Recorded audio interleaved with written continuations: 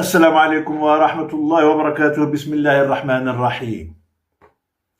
نفق عدو الله خامنائي المرشد الإيراني السفاح الذي قتل من المسلمين أهل السنة ما الله به عليم، آلاف، عشرات الآلاف، مئات الآلاف، وهجر الملايين من العراق وسوريا ولبنان ومن اليمن.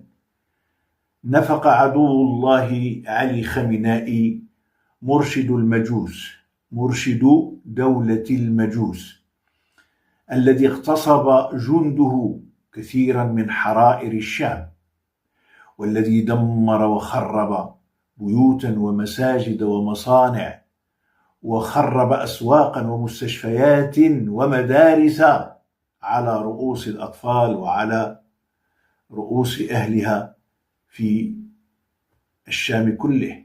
عندما أقول الشام، الشام ليس سوريا فقط، بل لبنان أيضا شام، والأردن وفلسطين كلها شام.